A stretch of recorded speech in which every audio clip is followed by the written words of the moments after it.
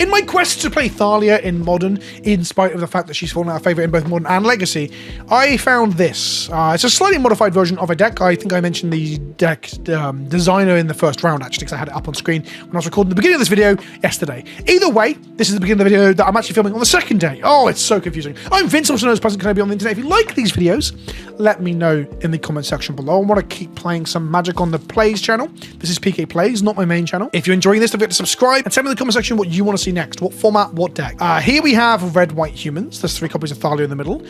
Everything in the deck is a human, except for the sideboard we have a car, a unlicensed hearse. Everything else is a human. And the plan of the deck is to curve out with a low land count of 16 plus 4 Aether Vials for deploying our threats, and slammer jam our opponent with creatures that grow. Champion of the Parish grows when you play a human. Thalia's Lieutenant grows when you play a human, but also upon ETB grows all of your humans. Then we have Esper Sentinels for a bit of card draw in the grindier matchups. Guide of Souls for just gaining life, changing the clocks, and letting things become angels and fly over the top. Guide of Souls is a ludicrous Magic card, I'm pretty sure you're all aware. More interesting cards in the deck, we've got classic Thalia to make Wraths cost more, removal spells cost more, and combo cost more, and thus delay our opponent's game plan, both their interaction and their win, to allow us to smash face.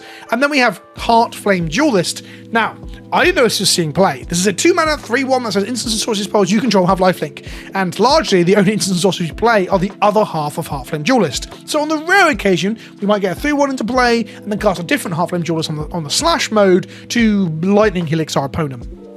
Really what this is here for is it's a 3/1 aggressively started human at 2 mana, which you can violin on turn 2 or play on turn 2, that can also in other circumstances be a Heartflame Slash. A 3 mana instant deal 3 damage to any target that can be a creature or importantly a player to give the deck some reach. So and then it goes into the Adventure Zone, you can cast it from there. It's just a burn spell and a creature which is also a human, which fits into the game plan.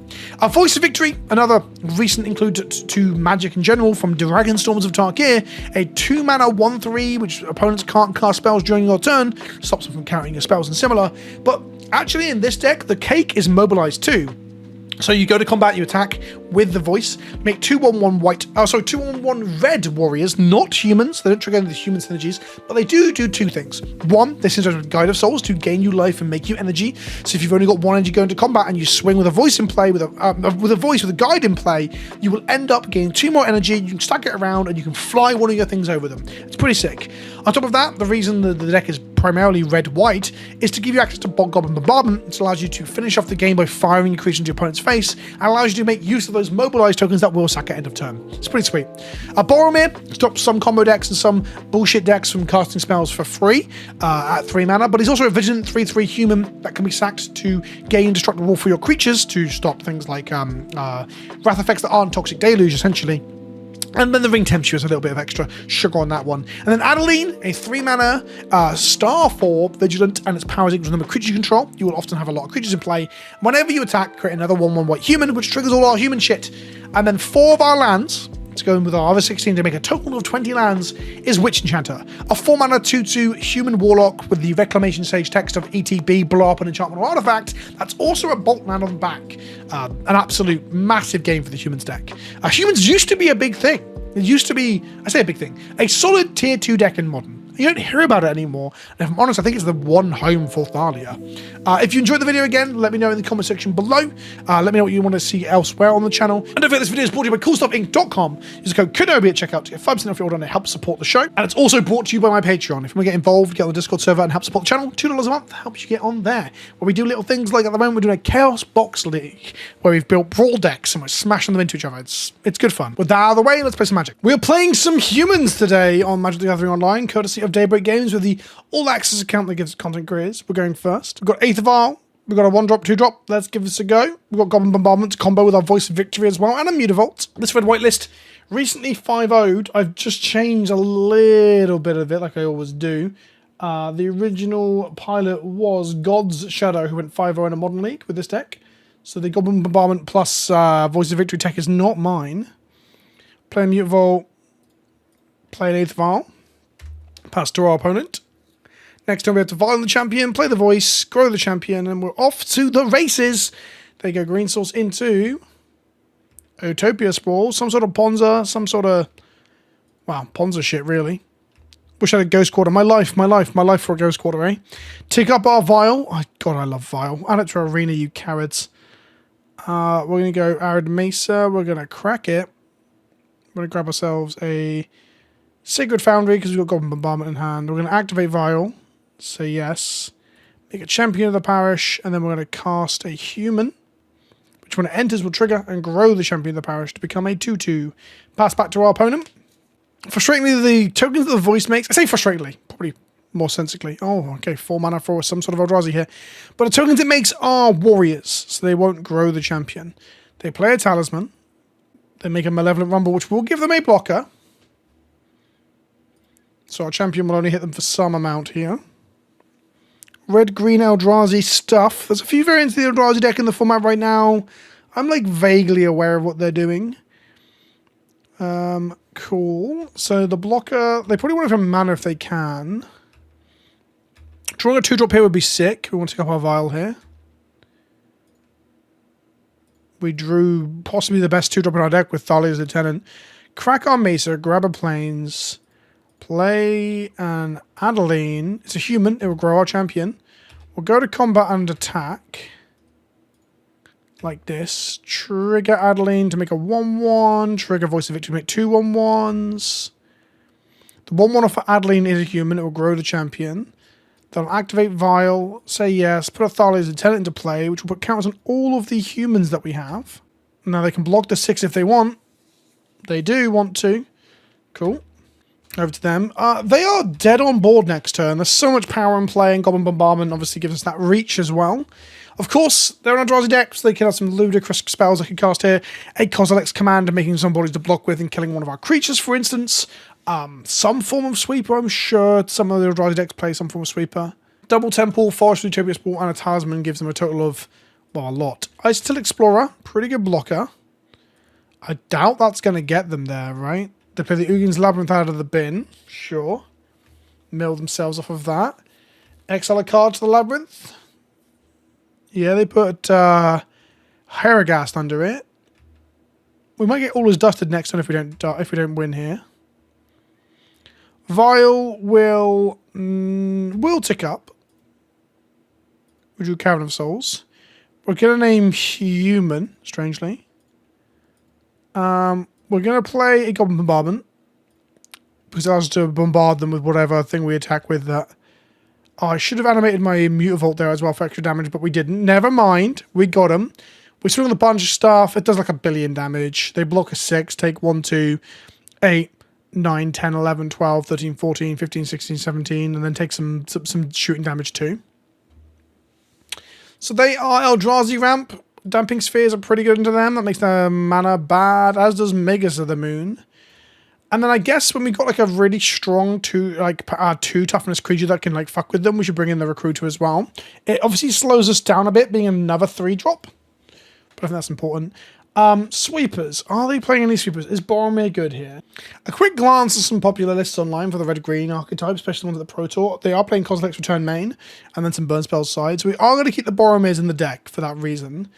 The Sanctifying Vex die to Kozilek's Return, so bring them in doesn't do anything like it would do to a normal red sweeper.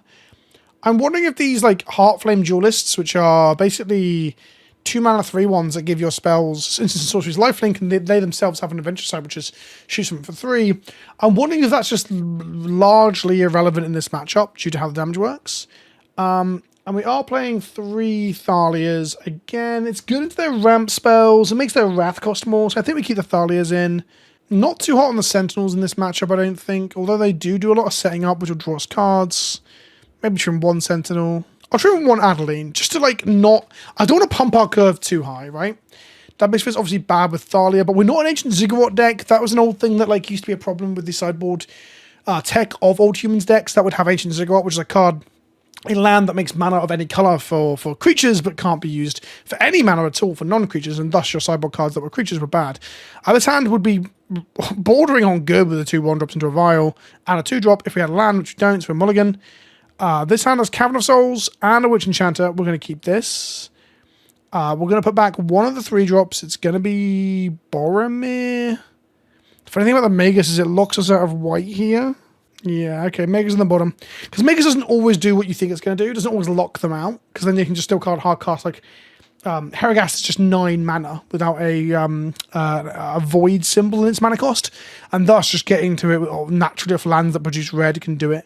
They surveil Emrakul, the turn taker, the turn stealer, into the bin off of the commercial district. We draw Mutavault and Cavern of Souls on human. Pay a white, make an Esper Sentinel. Do you know what, actually? The correct line and sequence there was probably putting the Goblin Bombardment on the bottom of our library because we currently can't cast it off any one of the 2 lands we've got and some of the lands we can draw. And also the argument is, like, if you have Magus the Moon, you want to fetch a basic plains. Yeah, maybe Goblin Bombardment was the correct thing to do there. We're going to untap and draw a Voice of Victory. We'll go Mutavault, cast a Thalia, make their Kozilek's returns and similar cost more. Next time we can cast a Boromir. They might respond with something here before the Thalia resolves, because obviously the Thalia will make their spells cost more. So Kozilek's return X equals 1. Target Esper Sentinel, let's draw a card. Letting us draw a card here off of 1 spell, yeah, is better than allowing us to draw multiple cards off multiple spells as time goes on. So they're going to exile this, make a 0/1. Thalia resolves. This is turn 2, so we don't have a land up to make. We pass back to our opponent. Next time we play Boromir, it just gives us like protection against the Kozilek's returns and similar. If they're on the Pro Tour list, you got to remember the great thing about Magic is that people can play weird lists. Like, for example, I'm playing Esper Sentinel over a fucking veteran officer or whatever it was that people were playing before. Talisman of Impulse for 3 mana. That is an expensive talisman. We drew Mutavault, so we're going to play it. White, colourless, and colourless for a Boromir. He's a 3/3, he's got Vigilance, spells that cost 0 cannot be cast, or they get countered. And he can be sacked to give our creatures indestructible, and it tempts us with a ring. A lot of value on Boromir, big fan of this Magic card. This is the kind of white creature that I like. Disruptive, a little bit tricksy, it's got a keyword. Yeah, sign me up. Sign me the fuck up. Okay, that's a 5 mana here, 6 with Eldrazi Temple for Eldrazi spells. We are not really having the explosive start we had before. Isotil Explorer puts a dampener on our attacking plans, sadly. If we hit a land, we can blow up the Talisman of Impulse, so that's kind of exciting. They blow up our Cavern of Souls here, we grab a Plains. We don't really mind about that. Them sacking a land is good. They can Ghost Quarters again, I guess. That's their plan here. Our Mutavaults are kind of bad under the Ghost Quarters. They will eventually start strip mining us off that Isotil Explorer. So we untap, we draw a Thalia, which kind of sucks. We're going to go with... I guess Thalia's the Tenant allows us to attack a Boromir. So we're going to go Thalia's the Tenant. Should have actually just activated our Mutavault to get a counter on it, and then would have Ghost Quartered it. Attack with a 4/4 Vigilant creature. This takes into 13. Oh fuck, Heragast even has a red emerge cost, making the Magus of the Moon even weaker. Should have played Witch Enchanter, shocked it in and played the Voice Victory. I was not thinking. That was a punt. That was just completely a punt there. They double Ghost Quarter us here, we get 2 planes out of it. They Ghost Quarter us again, we actually down land. Play Windswept Heath. Okay, they play their 2 land for the turn. They mill Kozilek's Return, which does shoot us when they cast a mana value 7 or greater thing as well. So Isotil Explorer synergizes with Kozilek's Return and big fatties as well, which is interesting. Do you know what? Magus-ing them out so they can't cast Isis and they can't Ghost Quarter us might just have been the line that we had to take. They cast Emrakul, which steals our turn. They Kozilek's Return, which does 5 damage to our board. Instead of them seeing our hand, I'm going to scoop it up. We aren't coming back. We could have sacked Boromir to protect the board, but then we just got a board of creatures that they can then swing one of them and kill the Thalia and the Isotil as well. It is, and I quote, not fucking good. So, we do continue on with the same game plan as before. We need a better explosive start. We need a not mulligan. Yeah, all those things. This hand is gas. We're going to keep this. God, what 1-drop do we lead with? It's champion, right? I think so. Yeah, champion, then we go Guide Us Souls into Esper Sentinel on the following turn. And then Magus of Moon on the 3rd turn. Arid Mace fetches of Plains. We can cast white spells through the Magus. This hand is looking pretty damn hot. So Cavern of Souls on human. Make a white mana. Cast Champion of the Parish. This is the most aggressive card we can cast here. Because next one it will be a 3/3. Heath from our opponent. They're going to crack it. Probably going to Utopia Spoil their own land. No, they're going to Surveil on their turn. Keep it on top. Play a Mesa. Crack a Mesa. Get a Plains. Go white mana for a Guide of Souls. Grow the Champion of the Parish. White mana for an Esper Sentinel. Grow the Champion, get a life, get energy. Go to combat, attack him for 3. No ramp on turn 1 means no turn 2 Kozilek's Return, which is good. Next time we can play Thalia, Guardian of Thraben to make those things cost more. We can Magus of the Moon them off of mana, but they've got a forest, so the Magus is kind of largely irrelevant right now. They Malevolent Rumble, they can't pay, we draw a card. Damping Sphere, sweet. Draw an Arrow Mesa, so we're going to crack it and go find we're going to cast Thalia. It will grow our champion, give us a life, give us an energy, go to combat, attack with everything. Now, if they don't block with the Eldrazi spawn here, we've got Cosmic's Return coming. Yeah, they're on 10. So they're going to land drop, use the Scion, get to 4 mana, Cosmic's Return us. We untap, Magus them, and hope it's enough. Cosmic's Return is instant speed, by the way. We draw Thalia's Lieutenant, which would be sweet here, but I feel like we've got a Cosmic's Return in our future, so I don't. I just attack like this. They block the 4/4, cast Cosmic's Return, allow us to draw a card, because they can't pay for it. Sweet, which enchanter it is. Board dies, Champion Parish lives, and then we go play this, pay 3 life. Yeah, why not? White, Thalia's Lieutenant to grow the champion. And then we'll go colourless, play Damping Sphere to turn the Eldrazi temple into a mono land instead of a soul land, if you will. An Uno land, perhaps. Mono land sounds like I'm talking about colours. It goes to an Uno land. We still have a 6/6 in play, which will grow to a 7/7 next turn. They got double green they tap for here. Malevolent Rumble. So give them a blocker into that 6/6. They can't cast another spell this turn unless they have 3 mana. Or if it's a 1 mana spell, they could, to be fair. Land. They have 3 mana. Double forest. This Magus looks so bad. Let's play a Talisman so we can blow it up with a Magus. Go on.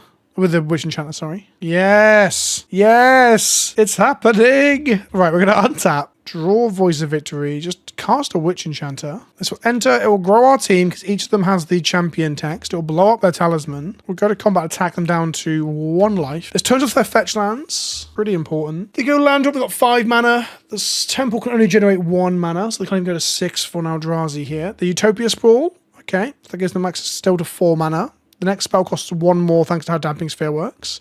They play a temple up to 5 mana. Again, temples turn down to making only singular mana thanks to Damping Sphere. They just tapped and untapped it. I think they just realised what Damping Sphere is doing to them here. 5 mana for a Sowing Micro Spawn. Gives them block up, blows up one of our lands. Gets them a land. I think they're still just dead on board, right? The Sowing Micro Spawn doesn't solve the issue here. Stomping Ground enters. It enters. It wasn't kicked. They scoop it up. There we go. Humans running over red-green Eldrazi in 2 games, spinning its wheels in the middle game, though, interestingly, which means, you know, is the matchup good for us? Probably, I guess. You've got Magus, Lemons, and Damping Spheres on the sideboard. They have main deck Wrath effects if they're on the Pro Tour list, so who's to say? Who's to say? We have won the die roll, which is a big boon for us, as we are an aggro deck. We've got 2 lands, 1 drop, 2 drop. Let's give this a go. They're called the Howling Mine 1. Does that mean they're on Owling Mine itself? Some form of Howling Mine Turbo Fog deck, perhaps? Or does the name mean nothing? Do names mean nothing to people anymore? If we look at the game log, our opponent is still considering whether they're keeping their 7. There's a slight clunkiness to this deck in the sense that, like, the 1 removal spell in the deck, the Heart Flame / deals 3 damage to a target. The adventure side of this does cost 1 more when you've got a Thalia. We'll play Cavern. We'll name Human. We'll make a white and we'll cast Esper Sentinel. Cavern of Souls on Human doesn't really give away that you're on humans, I don't think. Playing Champion of Parish absolutely fucking does, but Esper Sentinel could be a part of many strange decks that are looking for some card advantage engine in its 1-drop creature slot. Scalding Tarn from our opponent. A lot of time they'll want to use an Unholy Heat or a Bolt, for example, or a Push with an extra mana to stop us drawing a card. This turn we're going to Slam Jam Thalia, which means that before that happens, they absolutely have to kill this. Otherwise, their removal spell will cost 2 mana plus the 1 to stop us drawing a card. And it just kind of like gets away from them a little bit. We get the Plains here. We cast Thalia here. No Stone Scalding for our opponent. Well, they can cast it, but we'd draw a card and this can't be countered. Will they bolt in response? They did not. They're not doing much this turn. We're going to attack for 1. We're probably looking for 1 more land here, so we can go like Guide of Souls plus the 2-drop. Or just slam a 3-drop, like Boromir. Both of those things would be good. They put Urza's Saga in the bin off the Thundering Falls. Their blue-red Urza's Saga deck, maybe Affinity, maybe... fuck knows. They had a second Saga in hand. That's why they got rid of the first one, because they want to lose all their lands and sacking themselves, I guess. 2 mana here. They can't cast whatever they're trying to cast. They just untap their lands. So Thalia is doing some amount of work.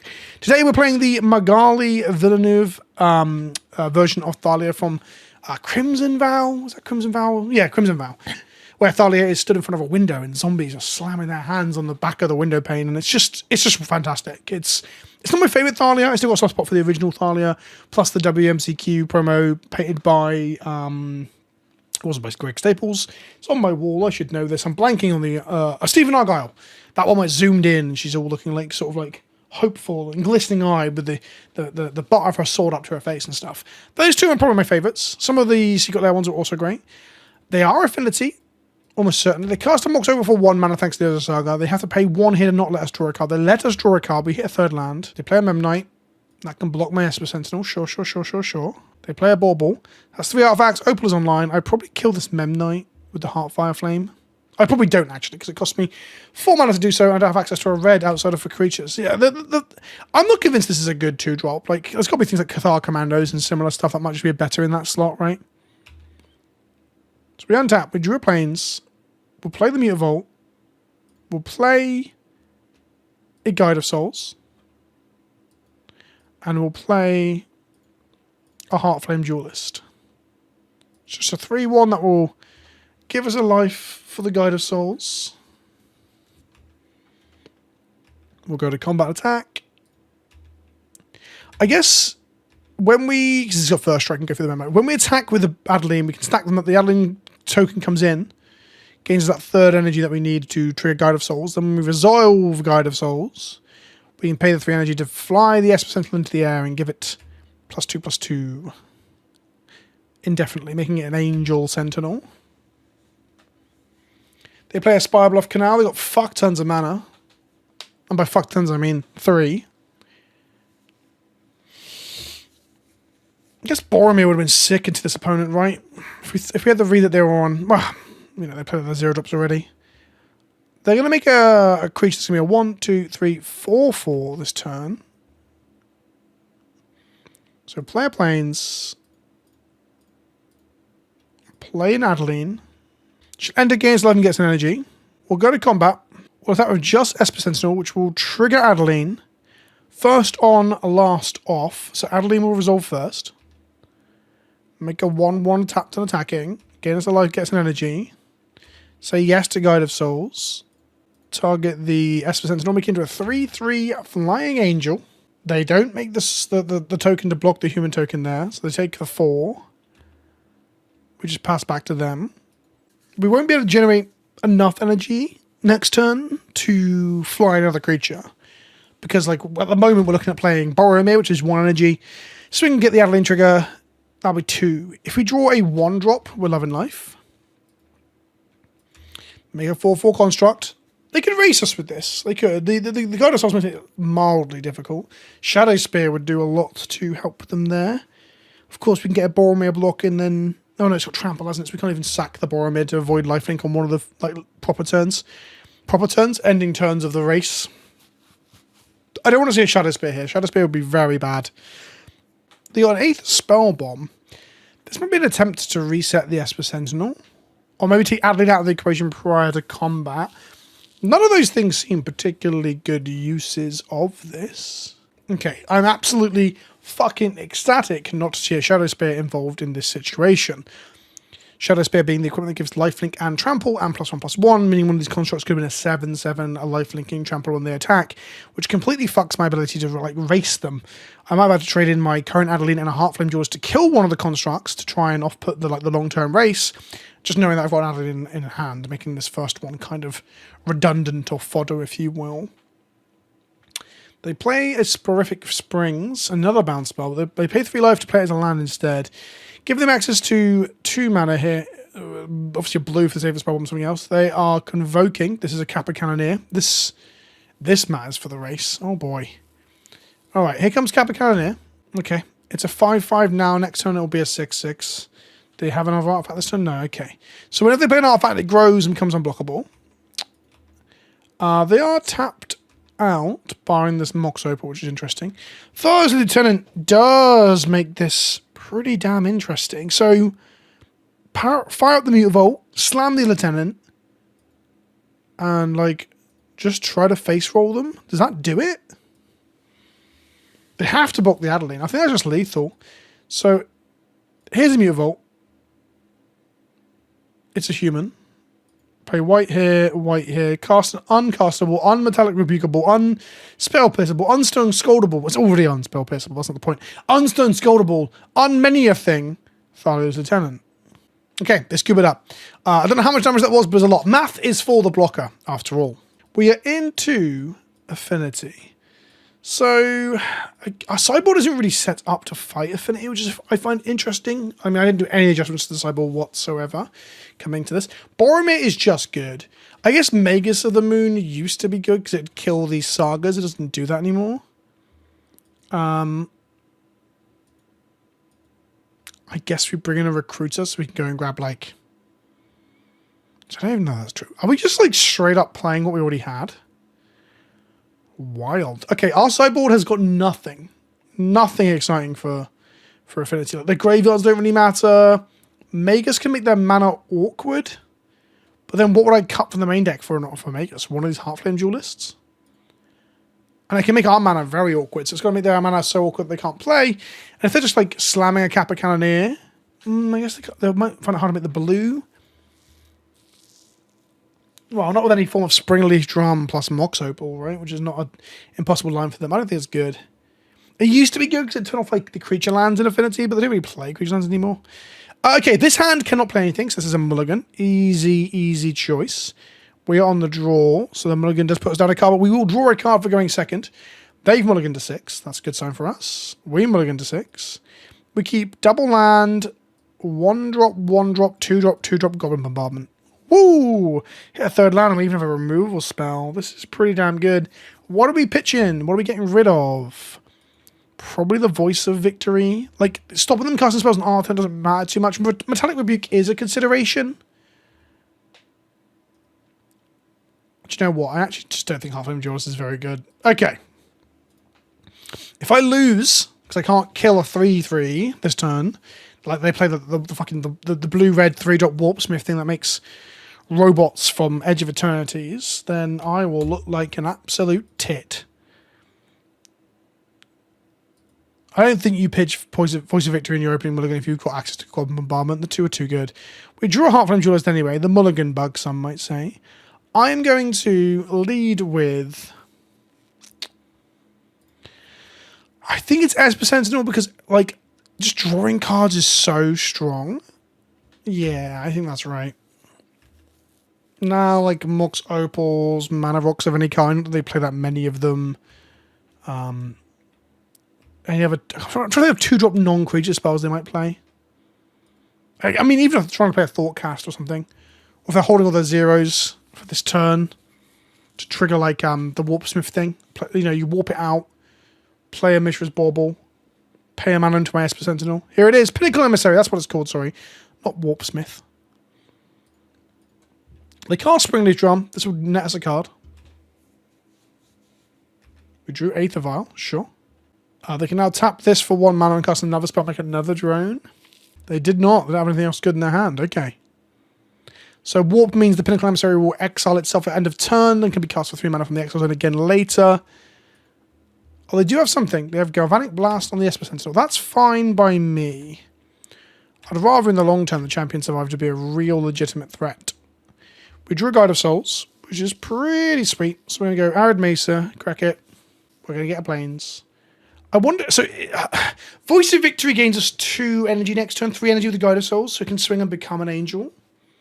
Which is pretty good for not getting killed by Urza's Saga tokens. So I wonder if I'm meant to Voice here, next turn Guide of Souls into champion, attack with Voice, make 2 energy, fly the Voice over. I should have got a red source for this off those fetch lands. That was pretty fucking stupid, actually. I think that's right. That's what we do. So here's a Guide of Souls, or Voice of Souls. Guide of Souls? Guide of Souls is in our hand. Voice of Victory. Guide of Souls, Voice of Victory. It's all just words jammed together. It's all just words. Abstract notions. The Voice of Victory itself. We don't even get hit by a 1/1 here. That's interesting. Oh, they want to tap the Springleaf Drum to make a blocker. Alright. Here's a Guide of Souls. Here's Champion of the Parish. That would gain us a life, get us energy. Go to combat and attack. If we attack, trigger the mobilize and they kill the guy, we don't actually get to fly it, but then they can't make a token because they don't have the mana to do so. Attack. First on, last off, like this. Mobilize happens, we get 2 1/1s out of it. We get a lot of energy. Boop, boop. And then we're going to go fly on the wings of love. Fly, baby, fly. pay 3, put the Voice of Victory into the air. It's now a 3/5, sorry. Angel Human Bard, which is my nickname in high school. Hit them for 3. End of their turn, they'll make a Saga token, I'm assuming. I should have fetched a red for the Goblin Bombardment as well. I actually really fucked my mana up in this game. Like, really fucked it up. Not getting a red source was dumb. Like, dumb as shit. So they're gonna make another construct. Then go searching for something. A 0 or 1 CMC card that will dig them out of the hole they're in. It's a Mox Opal. They need mana. Memnite. These are now 6/6s, sure. Thoughtcast. They draw 2 cards. Absolutely. Player knows a Saga. Pretty strong magic card, I've heard. Right, we want to hit a land drop here. A red source would be beautiful. We're going to take 6 going to 15. The Saga into Saga back-to-back is actually quite a threatening proposition. Double Guide of Souls will keep us alive. Because we go like this. Make an energy. Grow the champion. Champion! He gets bigger. Go to combat and attack. Like this. This already flies. There already flies. First on. Last off, as always. To immobilize, getting 4 life and 4 energy. Gets us out of Galvanic Blast range too. Fly the champion into the air. There's a 7 damage here. We've got to block some 1/1s here. It's 8 damage if they don't block a 1/1 with that Memnite. Bang, 7. They get a 7. This time they get to attack with like 2 huge constructs, but we're on 20, so we don't really care. Should have played my Vial. I am talking too much and making comments about flying on the wings of love.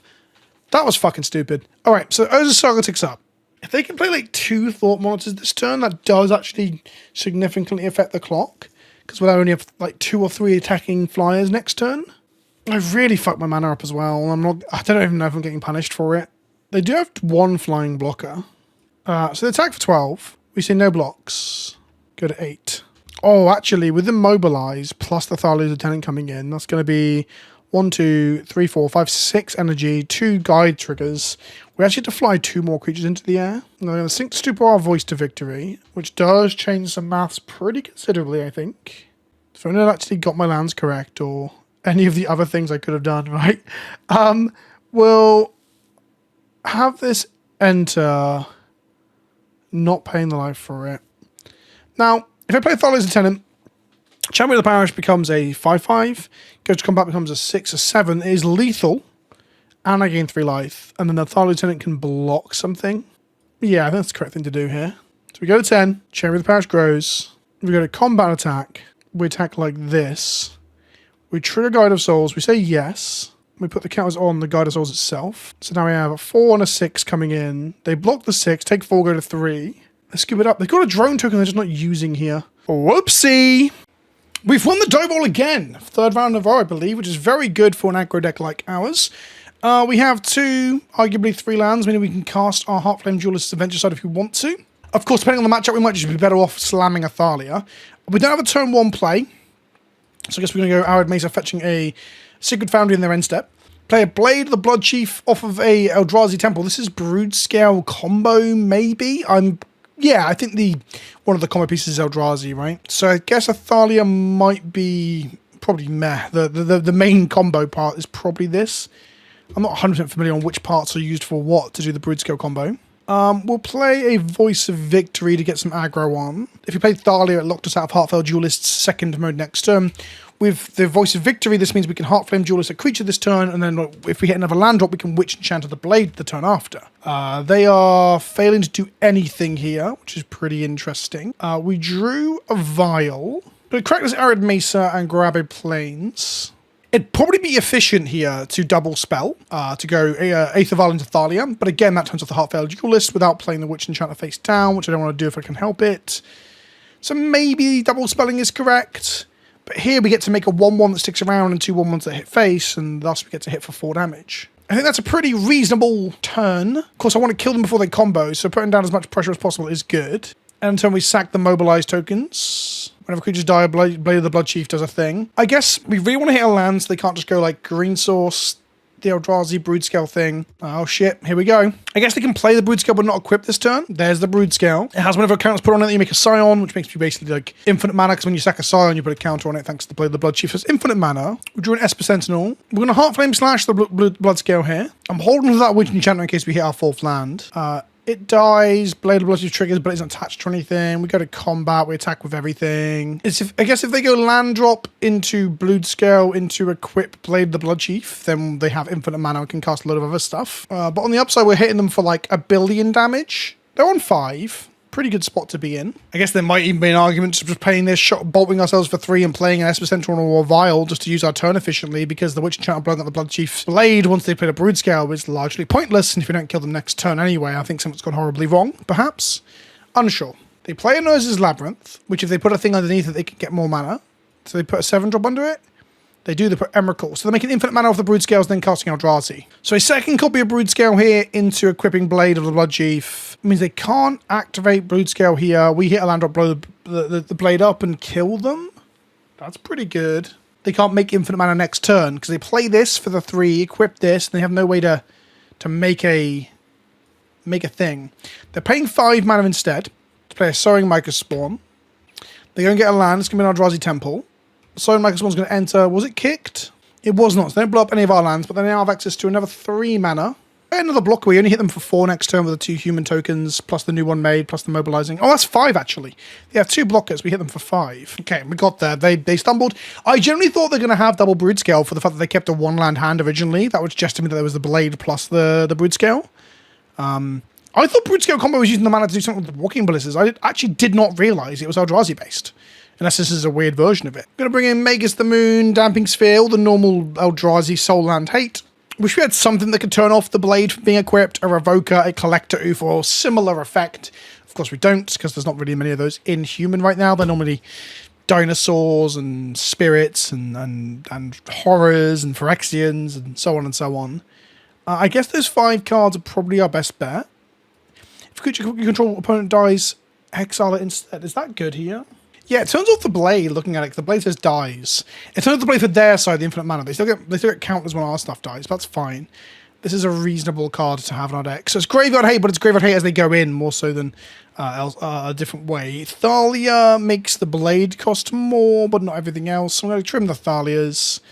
They're not playing that many non-creatures, I don't think, so we'll trim some Esper Sentinels, maybe even all of them, if I'm honest. They might have access to cards extra turns. We're not cutting a Boromir. I want to cut a 3-drop, probably 1 Adeline then, just to lower the curve a little bit as we're adding 3 Magus the Moon and cutting 2-drops and 1-drops. We've got to remember we are an aggro deck at the end of the day. We can't just like make our curve hideous. 3 1-drops, including double Champion of the Parish and a Vial. I think I keep this. It's a bit slow because we go turn 1 Vial, turn 2 Champion, Vial in a Champion, or Guide, Vial in a Champion. Turn 3 Vial in a Voice of Victory, turn 4 Vial in a Magus the Moon. That's a solid but slow game plan. We're going to keep. Opponent has mulligan to 6. Eldrazi Temple, no blade this time round. We drew a Boromir. We're going to crack our Arid Mesa. We're going to grab a plane so we can play stuff through our Magus the Moon here. We're going to play an Aether Vial. Now, the truth is, the other part about this hand, not only is it's reasonable but slow, I think it's kind of vulnerable. If they blow up the Vial, we go from being slow to absolutely glacial. They play Malevolent Rumble here. They hit Devourer of Destinies, Kozilek's Command, Warping Whale, and Labyrinth. They're going to get a permanent. They get to get the Labyrinth or the Devourer to put into the hand. The rest go into the graveyard, and they make a spawn. We tick up our Vial. We hit a land drop. We're going to Vial in a Champion. We're going to cast Voice. Next turn with the Aether Vial trigger on the stack, I think we're going to activate it to Vial in another like Guide of Souls or Champion.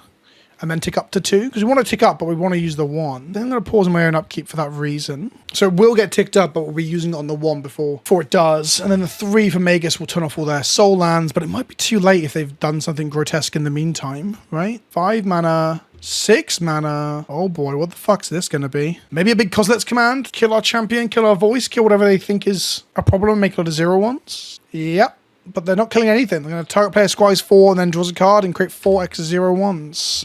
If we hit a red source, I think I Slammer Jam Magus anyway, because it puts them down to 4, 5, 6, 7 mana, as opposed to at the moment where they're on 5, 6, 7, 8, 9 mana, land drop 10 mana.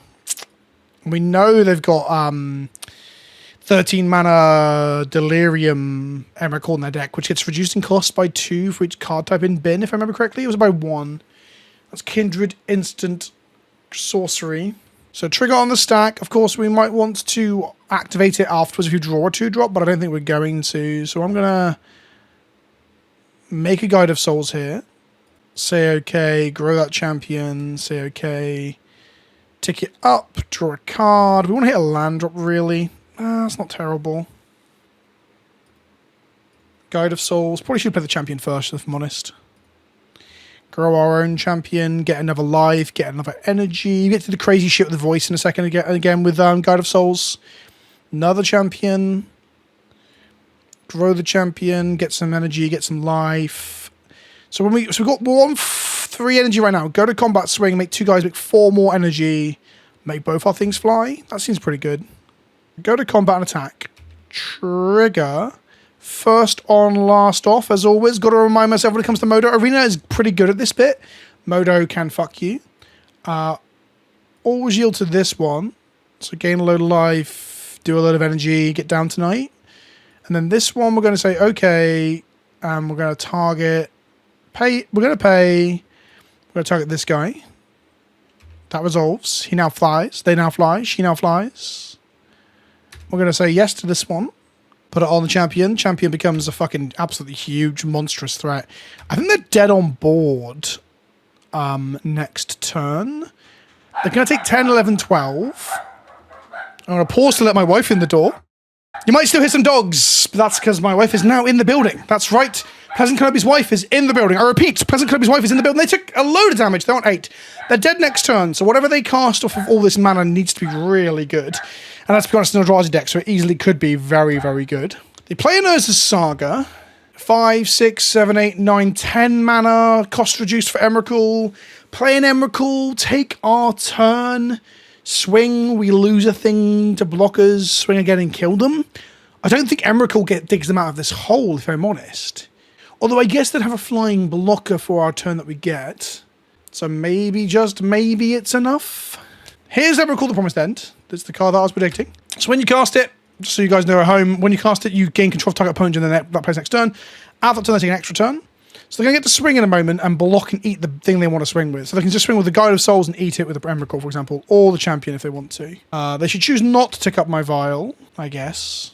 So we're going to untap. They're taking our turn now. So they're going to turn some knobs and twiddle some dials. Emrakul's a 13-13 and we're on 26. We actually survived 1 hit from Emrakul. If you play 1 more creature with the Guide of Souls in play, we actually get to survive 2 hits. They could put Boromir into play and immediately sacrifice it as something to, like, fuck with us, I guess. They're waiting for us. Okay, they put us. I was scared that opponents can't cast spells during your turn or whatever was fucking with it from like a technical point of view on Modo. But okay, this trigger's on the stack. Will Northport tick it up? No, we drew a Boromir. They're looking long and hard at our current board state to try and figure out whereabouts or what they can do to make things bad. It's going to be fire a champion into us and get eaten. Now, interestingly, like, I would have tried to eat the Guide of Souls, maybe, because Guide of Souls will allow us to fly multiple creatures and make things fly with a spawn, for example. With Guide of Souls in play, next turn we get to make 2 tokens of Voice of Victory, which is 4 life and 4 energy, plus a Boromir, that's 2 life and 2 energy, that's 6 energy so far, so 2 more creatures can gain power and fly over the top, and that will end up being lethal, I think. Either way, they can block and kill this champion now. So our champion is dead, and then they'll need to pass back to us for 1 more turn before they get to hit us with Emrakul and cast more spells. It's our turn, but the turn we get to take. We're going to tick up our vial. We're going to draw for turn. Land will be gas. Land is gas here. We're going to name human.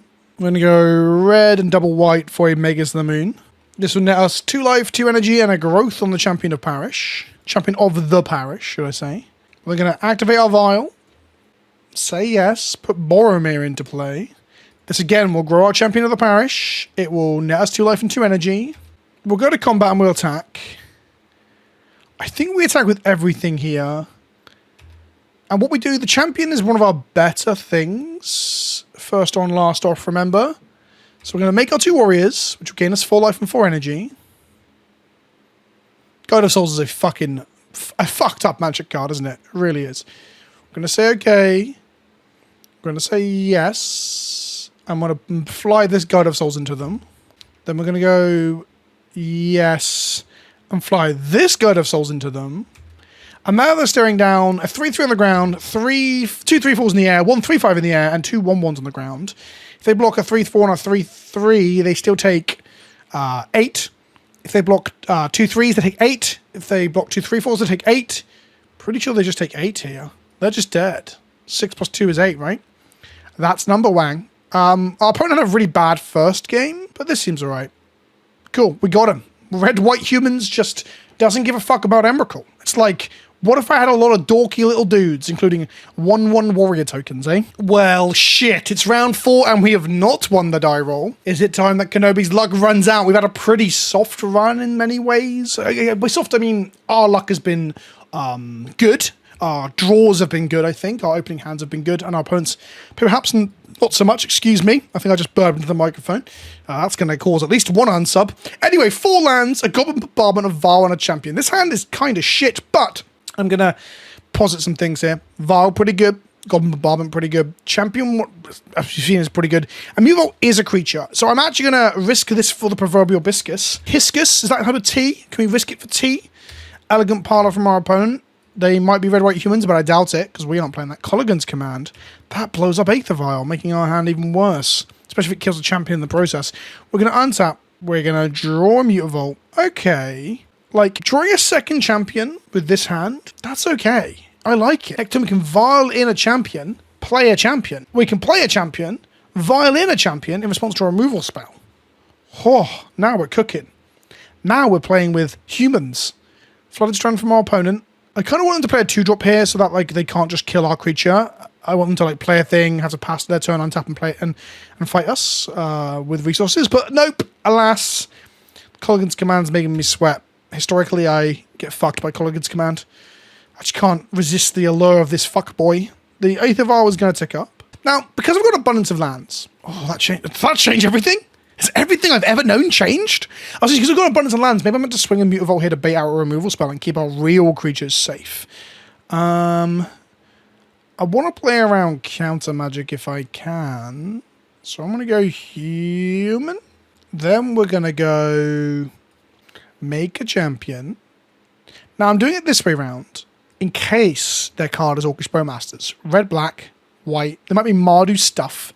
They play a Bowmaster now, target our champion of the parish. We Vial in Guide of Souls, champion survives, and it at least blanks 1 piece of interactive removal.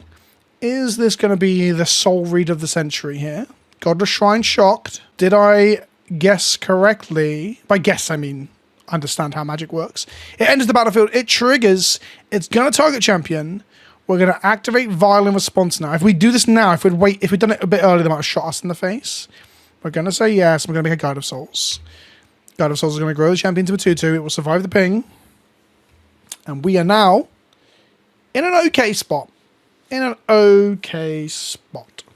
Now, land Colligan's Command blowing up both the Vial and the Guide of Souls, or the Vial and the champion, would be fucking horrendous.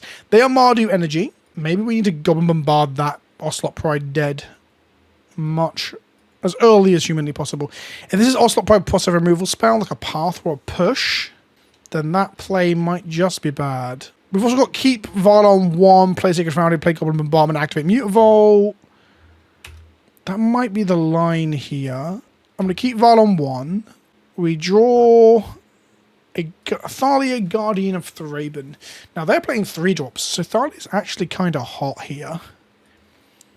Now if we make 2 bodies, that makes champion a 3/3. You can swing and get triple blocked, but that just fucking ain't happening, right? That just fucking ain't happening. Human. So white and colorless for... Well, we'll activate this Vial first. Vial, activation, go! Say yes. Make a champion. Gain a life. Grow the first champion to a 3/3. Oh, they can't even triple block. What am I talking about? My Thalia wasn't highlighted then. The UI bugged down. I was like, hang on, why can't I cast Thalia? Goblin Bombardment was highlighted, which was dumb because I couldn't cast it off the mana that I created off the Cavern of Souls. Gain a life, make an energy, not enough to fly. They fly now? They fly now. Here's a 4/4.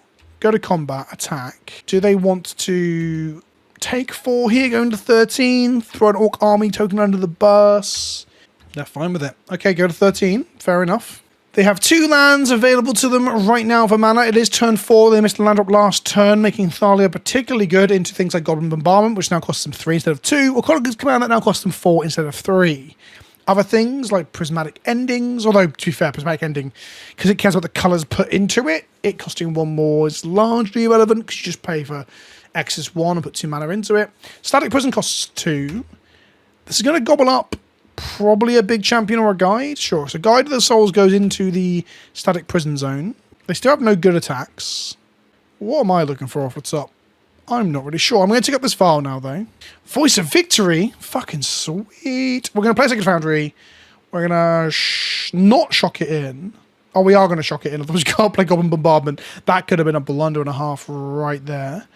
We'll play Goblin Bombardment. This gives us some real, like, both reach and utility in many ways. We can kill this if it's about to like start fucking going off. We'll make Voice at the end of their turn, next turn, untap it, swing with it, and sack the 1/1s to start killing shit. Should have attacked with my 4/4. I just passed through combat. Holy fuck, I'm bad. That was bad. Alright, people in the comment section who are marking up the punts, please do so right now. That was fucked. That was so bad. Fucking hell. Okay, Static Prison ticks down. They play a 3rd land, a Flooded Strand. I can't believe I didn't attack. Fuck, that was bad.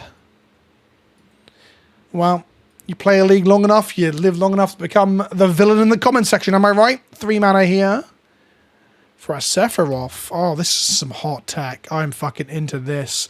I'm going to sack this, draw a card, ping us for 1, gain 1. This will make them a cat off the Ocelot Pride too. Do I kill the Ocelot Pride before end step for that reason? We're in their second main now. This will trigger at end of turn, making them a 1/1. I think I don't. I think I'll let them have a 1/1. Make a Voice of Victory. Grow both champions. Now, Sephiroth blocks pretty well. But to be fair, if they block, like, we can just shoot it down with some of the damage. We will take up our Vial. We drew a champion of the parish, which is a pretty good draw. It grows both of our current champions. And really, in this stage, is probably just another damage for our Goblin Bombardment. So I think I attack like this. If Sephiroth goes in front of the Voice of Victory, we do some sacking to kill the Sephiroth. 4 blocks, I can kill the Ocelot Pride. Shoot the Pride for 1 here. They will gain a life and we'll lose a life, sure. If this happens, Ocelot Pride is dead because it's the first strike in 1/1. Let's see what your blocks are, opponent. Like that, that is understandable.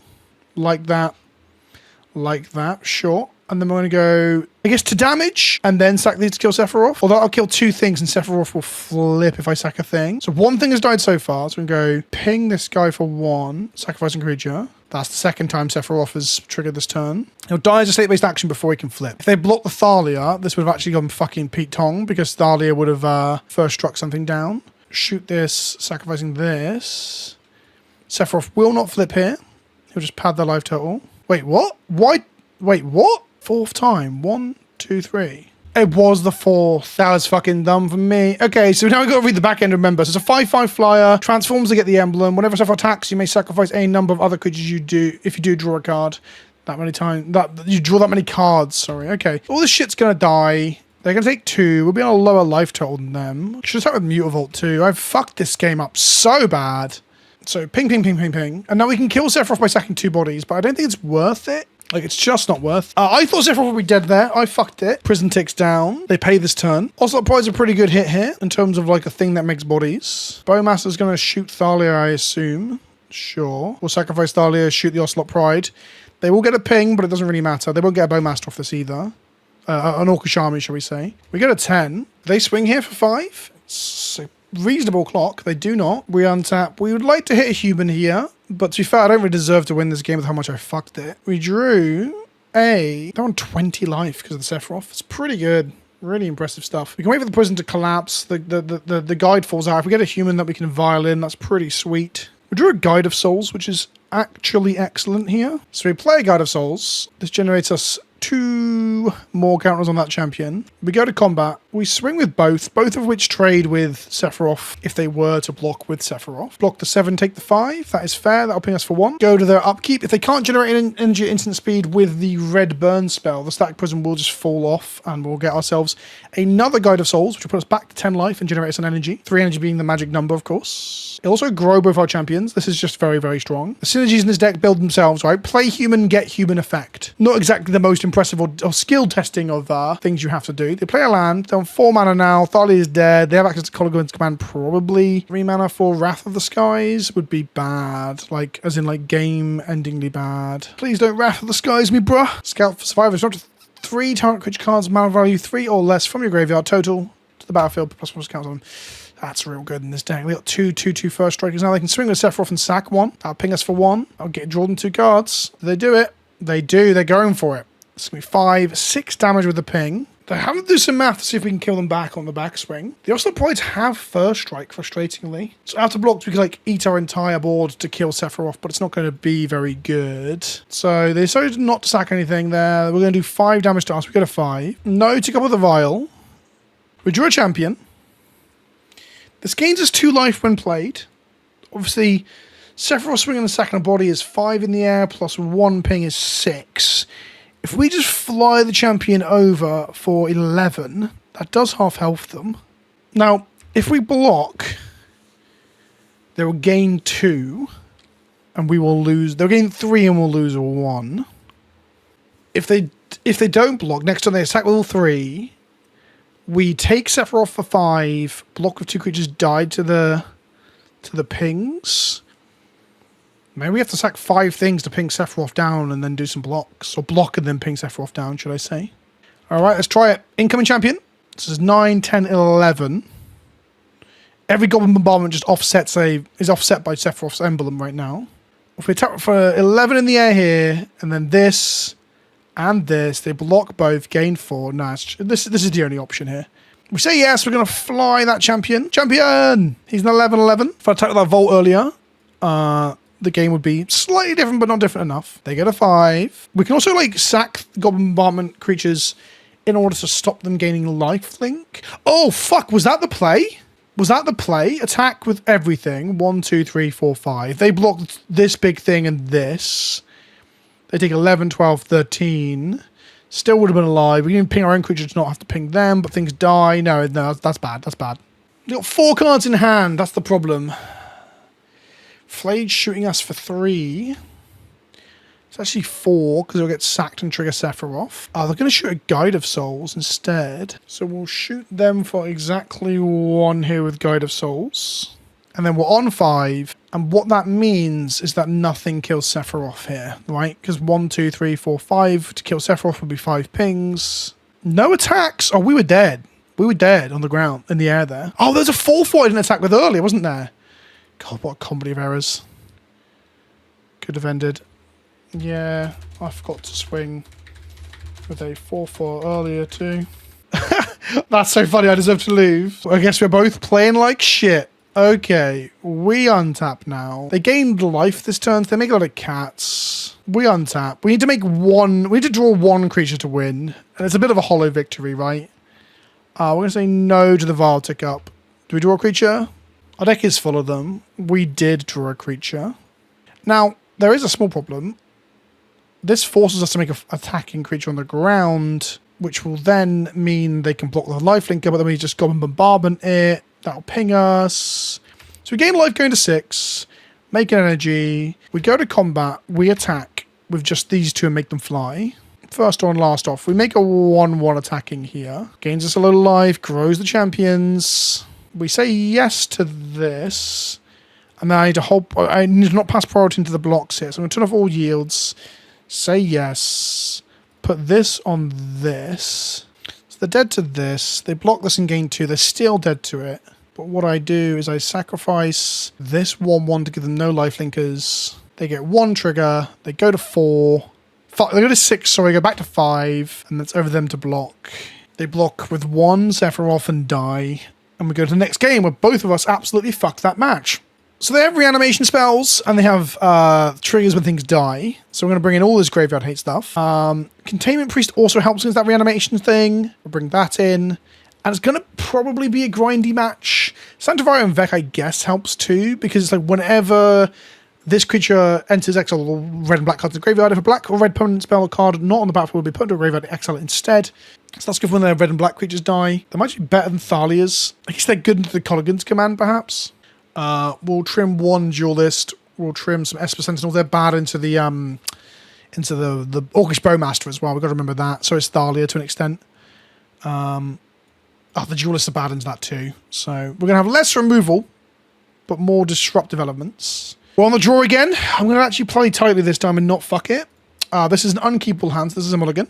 They're going to start with 7. We're going to keep this. I think we just try and go 1 drop, 2 drop, 2, 1 drop, another 1 drop or 3 drops. We're going to put back one of these Sanctifiers.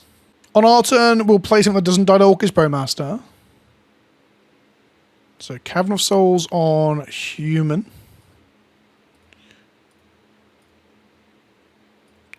In many ways, I want to play the champion first to get it to be like a threat that can like attack through stuff. But if they just untap, play a land and Bowmaster us, we look like fucking idiots. Of course, both of them die to Galvanic Blast. Not Galvanic Blast. Galvanic Discharge. Or a Path. I doubt we see a Path. That's going to be a Galvanic Discharge. There it is. Guard of Souls is dead. Draw a champion. We're going to go human on the Cavern again. Play a Sanctifier in Vec. Namely, it can't be blocked by Orcish Bowmasters, can't be pinged by Orcish Bowmasters, can't be killed by Galvanic Discharge, can't be shot by Goblin Bombardment, can't be shot by Colligan's Command.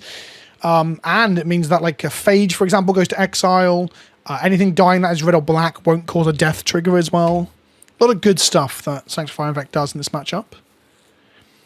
Next turn, I guess I want to draw a 2-drop that's not double white, so I can go champion into the 2-drop. We can also go champion, nothing else. But that leaves one of the champions on 1, which they die to a Bowmaster. They surveil a Ragavan into the... Wait, why did it reveal it? Oh, it went into Graveyard and got exiled because of Sanctifier and Vec. Of course. I'm going to play Sephiroth. Sure. They can't block here, so that's good. What do we draw? A Vial. Not the worst. So we're going to go Champion of the Parish. We're going to go Champion of the Parish, which will grow the first Champion of the Parish. I love Champion of the Parish. What an elegant, tight, clean design that all these years later is still being played. God, I love Champion. Champion! Right, we're going to tap a Sanctifier. Is that a sketch, a British sketch that I don't remember? It's got to be, right? Champion! It's a riff on Northerners. I think Mr. Tumble, in his like sketch show for kids, for toddlers, does a bit like this. And I've absorbed it and not internalized it. Here's an Arid Mesa. They're going to Fatal Push 1 champion. That will trigger Sephiroth. Sure. Going to destroy an artifact, the Vial. To be honest, them trading a card for my useless Vial, I'm fucking absolutely fine with that. Sephiroth attacks for 3 damage here. We get to play Adeline next turn and swing with the champion that will have grown to be a 3/3. It's a good spot to be in. Maybe one day I'll attack with my Mutavault if I remember too. As in, like, I haven't missed it this game, but I'm pretty sure I missed that and a 4/4 last game, right? Boromir's pretty neat. It's quite good into the Amped Raptors if they're playing them, but I don't know if they are playing them because they need room for the Sephiroth shit. This, on the other hand, though, grows the champion more than the Boromir does. So in comes Adeline, an absolutely stellar magic card. Is it boring or is it cool? I don't know. I play enough with it in Cube that I like it. We're going to go to combat. Do they have a Galvanic Discharge for the champion? They do not.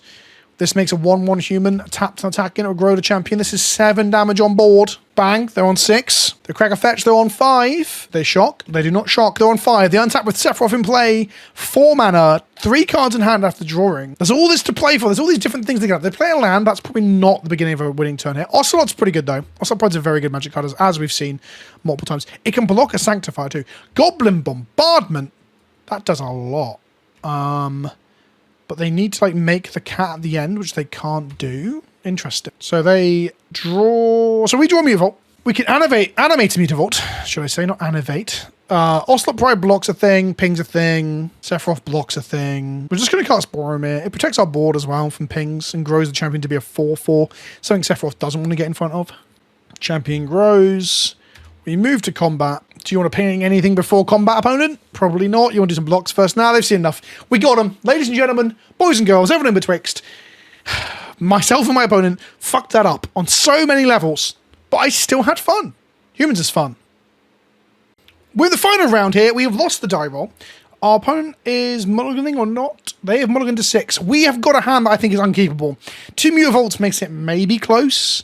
I'll be keeping Val, the Thalia's Lieutenant, in on the Mutavolts as we attack. Oh shit, does that make it good? Play a Volt, play a Vial. Following turn, attack with Mutavolt. Following turn, attack with Mutavolt, Vial in Thalia's Lieutenant. That can't be good, right? We're gonna mulligan. This is unkeepable. Okay. Oh no, there's a 1-lander. 1-lander double champion. Ditching Duelist or Second Voice. Okay, we're gonna give this a go. A second land really unlocks this. They've mulliganed to 5. We're on the draw as well. We're gonna bolt ourselves, play a champion, just hope they don't have the removal spell for like both champions, basically. And then we're having a game of Magic where we are using the combat step, the traditional. Oh, Saga turn 1, not ideal for our opponent because it blows up in 2 turns time. We're going to untap. Our hand is actually hot fire if we draw a second land, like real hot fire. They untap. They trigger their Urza Saga in their first main phase. It's going to blow up next turn. They better do something with it. This is Affinity. They played nothing else on turn 1 and they mulligan to Oblivion. Aether Spellbomb. Their opener is dreadful? Question mark. This does not look good, even remotely good, right? How bad could their 7 and 6 have been? Okay. Sometimes you got to take the rough with the smooth. And by that, I mean, if your opponent is fucking dying out there, you can take their rough to be your smooth. We're going to crack this, get a Sacred Foundry, paying the life. We're going to go white for a Voice of Victory. This will enter and grow the champion, and we'll go to combat and swing with champion. Champion! In he goes. Bang. 2 damage. You're on 18. Bit slow. Like turn 3, I don't think we're going to hit them for like the 12 we have done in other matches. They are losing a fucking land here, though. It's in a flow of colorless mana. I assume get a Mox Opal here, then play a 1-mana artifact and have access to another mana to play another 1-mana artifact. I'm almost certain this is some form of affinity here. Aether Spellbomb being one of the utility pieces that you can fetch with Urza Saga. That's where they've got it. This will be an Opal. Then they'll play like a Springleaf Drum. Then they'll tap their Opal to cast Thoughtcast, maybe. Maybe their hand's got a Kappa Cannoneer in it. Maybe that's what they think is good enough at the 5 mark. They got a Bauble, not an Opal. Opal in hand. Opal in hand. They drew it this turn, perhaps. They didn't want to get an Opal. They now have 2 mana. Thoughtcast, perhaps. Oh, Pinnacle Emissary, let's go. Okay, so Pinnacle Emissary, cast a Bauble. So they're holding on to all the zeros in their hand. They had a handful of stuff. They just needed 1 colored source for the Emissary, I guess. Here's a drone token that can block only creatures with flying. Play another Bauble, which creates a drone token that can only block creatures with flying. Then under 1 card in hand, 3 draws on the board with the Mishra's Baubles. They have a look at the top of my library, top of their library. I don't know. And quite frankly, who gives a damn? We're in drone territory. Who can win? The ingenuity of human beings? Or drones? We're going to find out. So what's more damage here? Playing another voice? If we draw a land drop, this would be sweet. Like, real sweet. Thalia. Thalia's quite good at disrupting them playing, like, 0 mana stuff in the future, but they've kind of just done it all. Goblin Bombardment, Thalia can't be activated here. They got the Baubles. I think I play another Voice of Victory, so I can play Goblin Bombardment next turn. And then I've got, like, 4 damage to turn off of that. Go to combat attack. Attack for 4, 5, 6. No blocks from our opponent. This puts them to 12. The turn after will attack for 3, 4, 5, 6, 7, 8, 9, plus a Goblin Bombardment. We actually threaten lethal next turn, thanks to Goblin Bombardment. They can't see that. It's not lethal on board as such. They play an Urza Saga. They're back up to 2 mana. They also have access to blue off Mox Opals. They can use a Spell Bomb to reset the champion if they want to like take less damage next turn, for example. But instead, they're going to Convoke and create a Kappa Cannoneer, it looks like. Do I still threaten lethal through a Kappa Cannoneer? This comes in, triggers itself, becomes a 5/5. It's unblockable this turn, of course, doesn't have haste right now. So, on our turn, we swing. They block the biggest thing, which is the champion. Champion! So they take 1, 2, 3, 4, 5, 6, going to 4, and then we just bombard them to death. Yeah, that seems good. We drew a Cavern of Souls. We're going to name human. We're going to use that human mana to cast Champion of the Parish, which will grow our other champion of the parish. Champion! He grows. I'm going to stop saying that eventually at the end of this video. When we get to the end of this video, I'll stop saying champion like that. We're going to go to combat and attack. Mobilize 2, mobilize 2. Bang, bang, bang, bang. There's a load of warriors in play. They're not humans, though. They block 4, take 6, go to 6. Then we just bombard them with our entire board and kill them. We'll probably bombard them with the creature they block with. There we go. They block. 1, 2, 3, 4, 5, 6. And then 4, 5, 6. We're going to sack a creature, shoot them for 1. We'll sack the creature they blocked. Pew! Take 1. 6 them down to 5. And then we're going to sacrifice a creature to shoot them. Sacrifice another creature to shoot them. And so on and so on. Bang! And the affinity is gone. Now, we don't have any, like, literal affinity hate in our sideboard, which is a bit of a frustration. Quite, like nothing here does anything to affinity. Magus does turn off the Saga tick-ups, but doesn't kill them anymore. which is largely not that great, if I'm honest. I do wonder if this could do with like one Loran or something similar. We do have 4 Witch Enchanters in the main deck. That is something. So let's bring in the Magus. We've got 1 Adeline to lower our curve a little bit. And then what's bad here? So Thalia Lieutenant, all good. Champion good. Guide of Souls good. Esper Sentinel good. Vials don't do a huge amount in this matchup, I guess. Like, do they? They allow us to deploy our threats quicker. I guess I'll trim 1 Vial and 1... I think Jaws is pretty good. The 3 damage allows us to kill an emissary with the Mishra's Bauble on the sack, for instance. I'll trim 1. There we go. Easy. Boromir is too good to trim in this matchup. Namely because not only does he protect us against any burn spells out the board, which there's probably not any, they're mainly blue these days, but it also stops him casting 0 drops when he's in play. Turn 1, Guide of Souls into Esper Sentinel, into Thalia's Lieutenant, into nothing, into Witch Enchanter. This seems good. Our opponent has also kept 7 this time. Spirebluff Canals, much better opening. Mox Opal, sure. Much scarier start from our opponent. Bauble. 1 more artifact for the Affinity Online, for the Metalcraft even. Emery, sure. Whip Flare, Saga, Thoughtcast, and Pinnacle Emissary into the graveyard. Can you warp from graveyard? May cast this card from your hand for its warp cost. You cannot warp from graveyard with an Emery, for example. Unfortunate for them. We're going to go Plains. We're going to tap it, and we're going to play Guide of Souls. Maybe Esper Sentinel was the play there, just to draw cards of them playing baubles and shit. They will bauble us and replay it with the Emery. If we had played Esper Sentinel, that would have drawn us a card or cost them 1 more mana. I'm actually thinking that Esper Sentinel was a better line. They play Shadow Spear, of all things, with a Saga, so they're going to have, like, trampling golems soon, trampling constructs. They bauble us. I assume they activate Emery to... Yeah, there we go. We will get to attack them for 1 this turn, then, which is kind of exciting. So next turn, if we play Voice this turn and Swing, obviously it does the life gain synergy with Guide, but they'll be able to block it with quite a big construct. I think we play the 2 1-drops here. So we go and get a Sacred Foundry and shock it in. We play a Champion.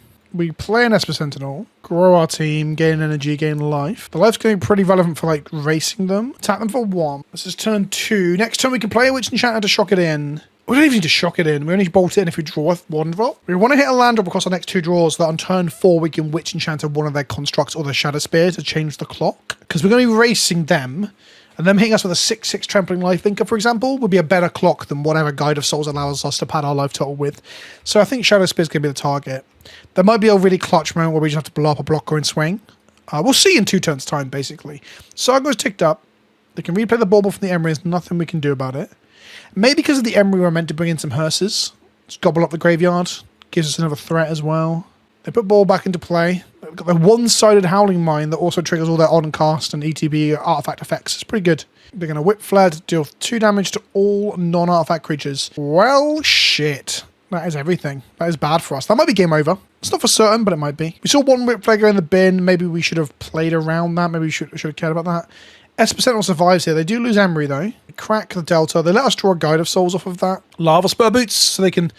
These boots are made for walking, and next turn for 3 mana they can equip everything to the Saga token. So they make a Saga token. 1 mana to make for haste. They can't give it Shadow Spear next turn. We're going to untap. We hit a land drop, so we're going to go Arid Mesa, crack it for a Plains. We're going to go Guide of Souls. We're going to go Thalia's Lieutenant here. Do they have a 1 damage? I was saying they don't have any red burn spells anymore, and here they are playing red-blue. What the fuck do I know? Saying they're mono-red now, and I immediately get punished for such a silly thought. Thalia's Lieutenant's going to grow the team against another fucking Whip Flare. Okay. And then we're going to gain a life and an energy. Attempt to go to combat, make this percent on a 4/4 flyer. Build your own Serra Angel / Rhystic Study, right? Can my Rhystic Angel get... They've got a Galvanic Blast for the Guide of Souls. We get to draw a card here. All right, Esper Sentinel's not going to fly. We don't get to say they fly now, but we do get to attack for 2. They go to 16. Sentinel has drawn us 2 cards so far. They had to do like Emery plus like fucking bauble shit to draw cards. I just played a Modern Horizons 1 card. They tap 2 mana, create a construct, which is a 5/5. That's a problem with the Shadow Spear. I guess if we draw a land next turn, we go Witch Enchanter, kill the Shadow Spear, or the construct if they're going to block with it. Following turn, kill the Shadow Spear.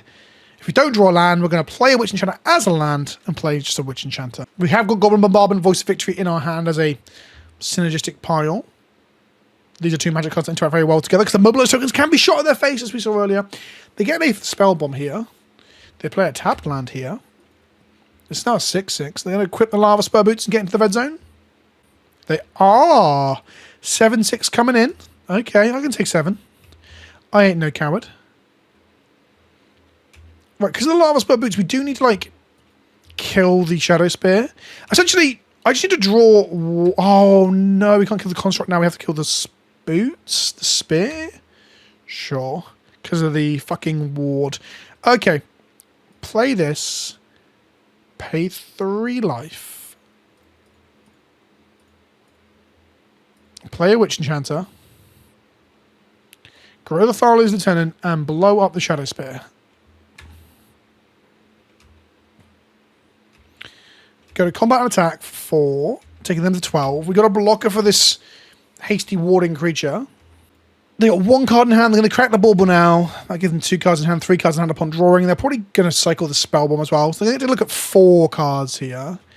There might be a world where we just don't block if they don't have many artifacts in play, because we want to swing at them for like 6 and use Goblin Bombardment to finish them off, or like race them that way. Also, I'd rather chump block and fire off my Goblin Bombardment on the following turn than block now. If they cast a Kappa Cannoneer, we're in fucking trouble.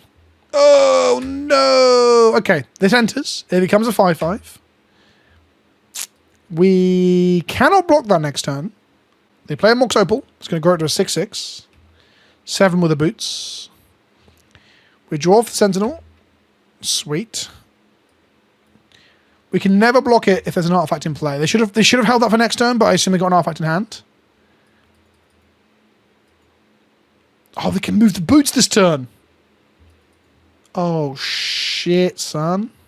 I think we lose this match. Yeah, we're losing this. What could I have done differently? Had them not draw a Whip Flare? I'm checking. They crack a fetch land here. Oh, so they could just not hit an artifact next turn. This won't be unblockable. Why do they shock Steam Vents in? Oh, they're going to cash in the Aether Spell Bomb to kill us this turn. Hey, that's pretty good. Okay. We're dead to 11 damage. Right. Post-board. Damage Sphere seems like shit, if I'm honest. Do we want the Unlicensed Hearse? Just to stop Emery value? Probably. And then we're going to cut 2 Duelists.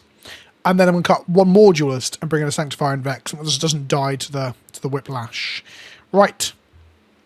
We're on the play this time. We're going to draw 7, see what we got. It's a mulligan with 1 colourless land. We're down to 6. We go Champion into Thalia. Pretty good. I like this. What are we putting back? Boromir or the Goblin Bombardment? Oh, that's a difficult one. Boromir is good into the 0-drop shit, but again, if they just spunk it all out early, it doesn't matter. Boromir is also good into the Whip Flare. So Thalia will make Whip Flare cost 3. We hit a land to play Boromir. Yeah, it's got to be Boromir. We're going to keep this. Put Goblin Bombardment back on the bottom of our library. Say done. We're going to not fetch first. We're going to try and draw that 3rd land. So fetching would decrease our chance of drawing a 3rd land by a very small margin, but it's a margin nonetheless. So in a game where you're trying to make your own luck and leave luck not up to the gods, if you will, you probably should take every measure you can to not do that. But if they have a really shit first turn with a plan to do a good second turn, then Thalia is going to be baller. They're doing all this turn, Thalia is going to be worse. Fuck. Okay, Mox Amber into Emery here was quite strong. Booger. Fuck me sideways. Mishra's Bauble, Whip Flare, Lava Spell Boots, and Thoughtcast. One of the Whip Flares being in the bin is a positive for us. Sadly, land plus Amber plus another land means they can cast another Whip Flare from hand. So Thalia doesn't even stop them Whip Flaring on turn 2, thanks to the power of Amber plus Emery. We're going to go Arid Mesa. We've got Maker's Stone and Goblin Bomb that we can cast in our deck, so I probably should get the Sacred Foundry. If I lose by 2 life later on, then I fucked up. Guardian of Thraben. Do they bolt the champion now? Do they Galvanic Blast it more accurately? No. Go to combat, attack for 2.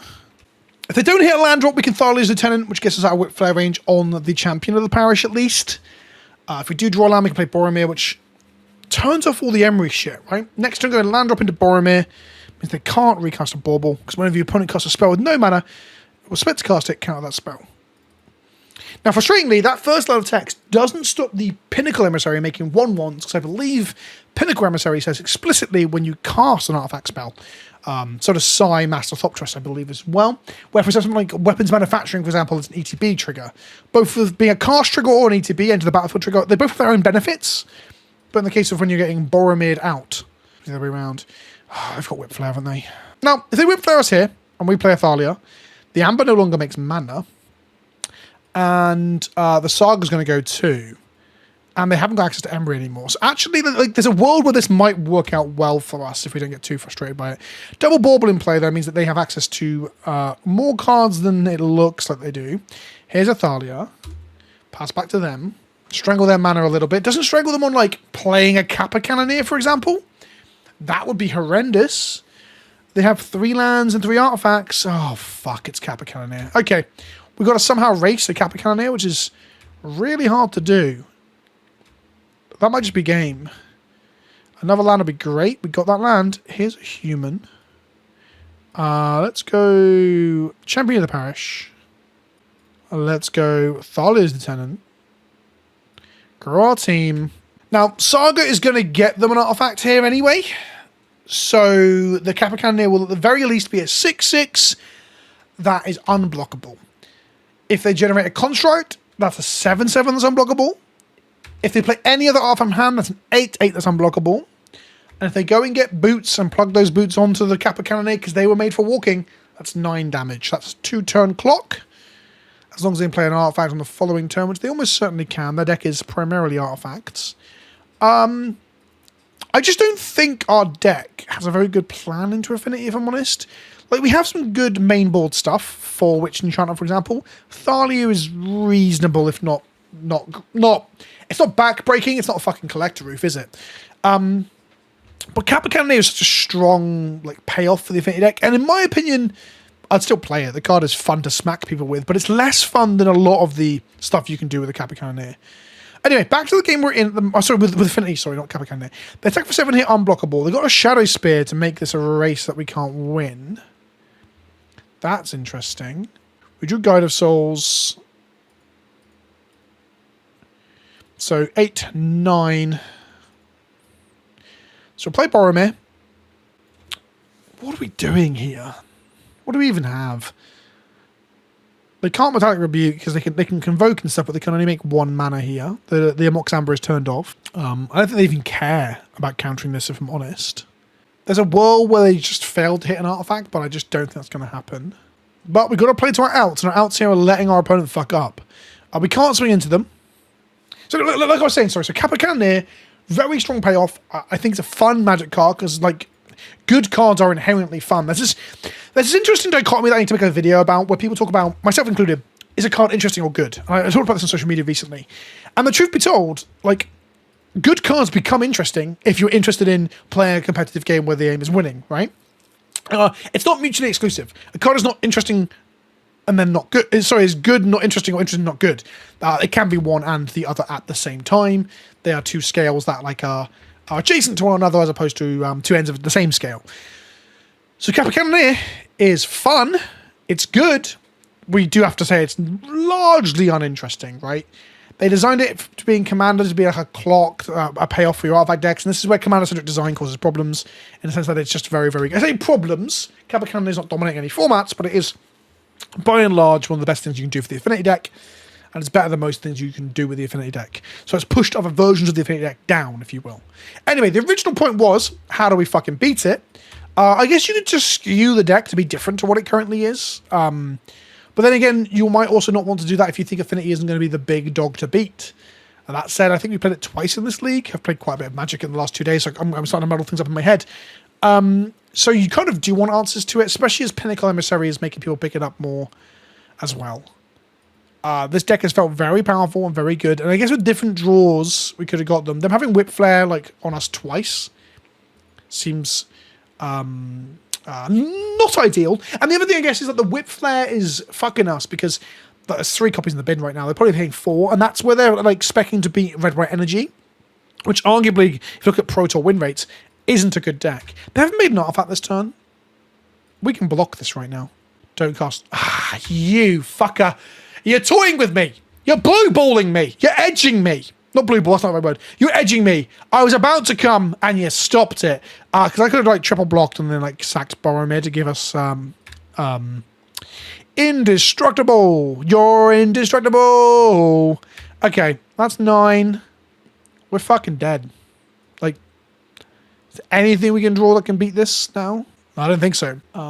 Yeah, so the red white energy deck, if you look at the Pro Tour win rate, isn't that good. But frustratingly, when red white is still a thing that people are playing, as we've seen in this league, we've played it at least once, haven't we? Maybe twice. Fuck, I'm really losing my marbles here. We just played it. The last round that I played this morning was Mardu. Mardu Sephiroth energy, if you will. We're going to untap and just see what we draw. There's nothing we can draw here. No, good game. Then you need to be aware that you might just lose to things that beat that deck. And that's probably the biggest problem for humans right now, or at least from what I felt from those 5 games, is that the deck feels linear and powerful, and that in itself is kind of fun if you want to like slam people. But some of the stuff that you fold to, like Whip Flare and Wrath of the Skies, are omnipresent to beat the aforementioned red-white energy for Whip Flare in the Affinity decks, or Wrath of the Skies to beat the Affinity decks and red-white energy, for example. Anyway, there's my ramblings. I've enjoyed this. Magic is fun. If you like this, let me know in the comment section below. If you got this far, I'm impressed. Let me know. This is going to be a long video, and I'll see you on the next one. Ta-ta for now.